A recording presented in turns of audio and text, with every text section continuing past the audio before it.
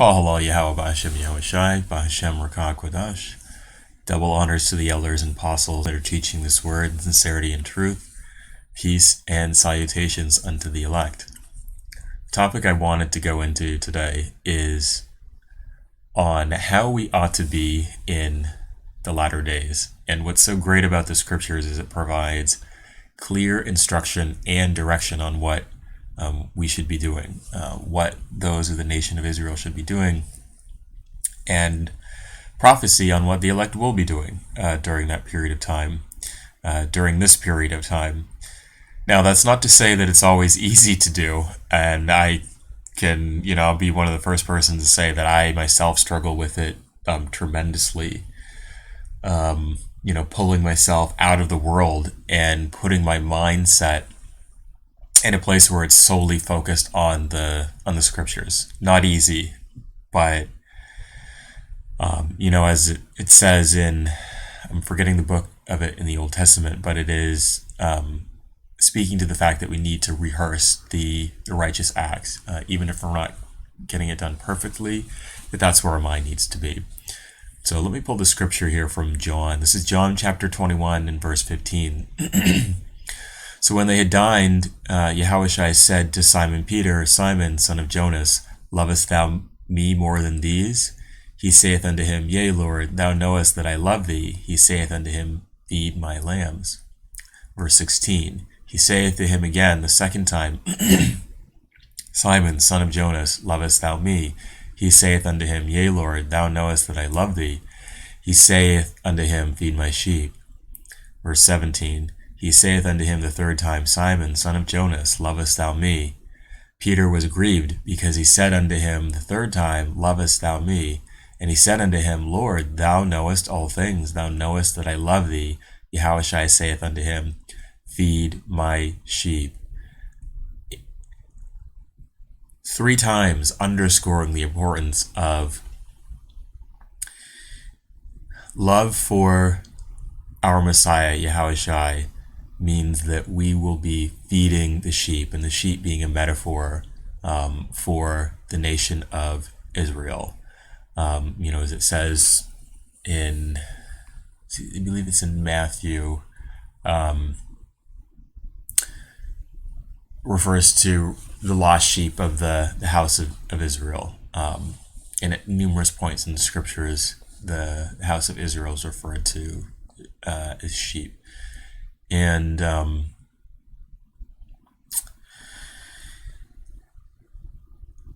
there's additional, I think, or further clarity that we have in Revelation on how we ought to feed the sheep. Among other things, it speaks to that this is Revelation 19 in verse 10. And I fell at his feet to worship him, and he saith unto me, Seest thou do it not? I am thy fellow servant, and of thy brethren that have the testimony of Yahawashi. Worship Yahawah, for the testimony of Yahawashi is a spirit of prophecy. And of course, this is John on the island of Patmos, and I believe he's speaking to an angel of the Most High at this time. And let's go into this word, testimony. Because what we need to be bearing witness to and giving evidence of is prophecy, among other things. So here it is, what this word means. Let's see, martyria, from the Greek, translated as witness, testimony, record, report, outline of biblical usage, to testifying, the office committed to the prophets of testifying concerning future events.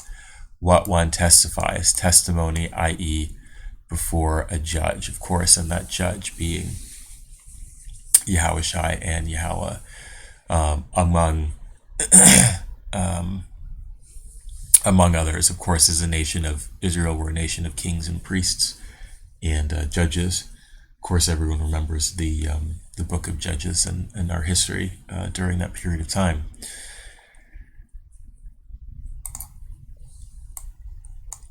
And in order to understand the prophecy, it's very important for us to read the scriptures, as it says, in Revelation 1 and 3, blessed is he that readeth, and they that hear the words of this prophecy, and keep those things which are written therein, for the time is at hand. I remember, when I first started my journey in this walk, reading the scriptures and really not understanding a whole lot of what was going on, but what allowed me to progress further and gain that understanding, was the Most High working through the prophets of Great Millstone and learning from them, watching around prophecy and breaking down the scriptures, and learning from the example that they have set on how to feed the flock of the Most High, how to rehearse the righteous acts, and how to walk ultimately in a way that's pleasing to the Most High. And through doing that, and observing the order that the Most High set up and following his commandments in the scriptures, the Most High will,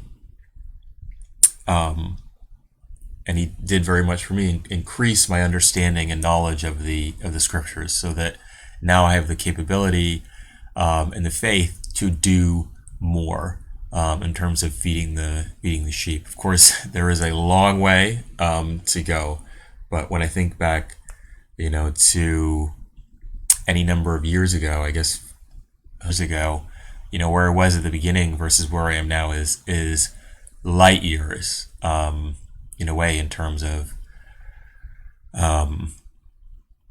my walk and my ability to ultimately produce. Let me move over to the book of Luke. So this is Luke chapter 14 and verse 12. This is it says here the parable of the dinner, and it's essentially a metaphor for again, this concept of what we need to be doing in the latter days. Luke chapter 14 and verse 12. Then said he also to him that bade him, when thou makest a dinner or a supper, call not thy friends, nor thy brethren, nor thy kinsmen, nor thy rich neighbors, lest they also bid thee again, and a recompense be made thee. But when thou makest a feast, call the poor, the maimed, the lame, the blind, and thou that be blessed, for they cannot recompense thee, for thou shalt be recompensed at the resurrection of the just. And of course, in verse 13 here, this is a metaphor for the lost sheep of the house of Israel. Luke chapter 14, verse 15. And when one of them that sat at meat with him and heard these things, he said unto him, blessed is he that shall eat the bread of the kingdom of Yahawah. And of course, the bread being a metaphor for the knowledge, wisdom, and understanding that we have present in the scriptures. So moving on into the parable that the Messiah speaks of, this is verse 16.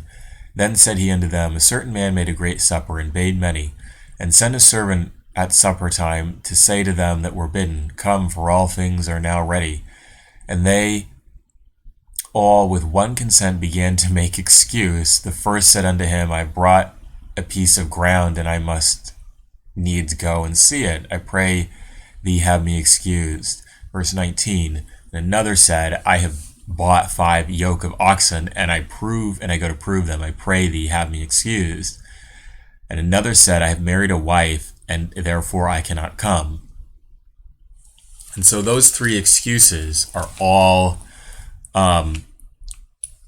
it's a good metaphor for the attachments that we have to the world. I cannot tell you how many times I have used things like that as an excuse. I can't go out and teach because I have work I need to do for my job. I can't go out and teach or produce a video because I'm tired this weekend and I want to spend time with my family. I can't go out and teach or do X, Y, and Z because I am, I have some sort of other obligation of the world, any number of things, right?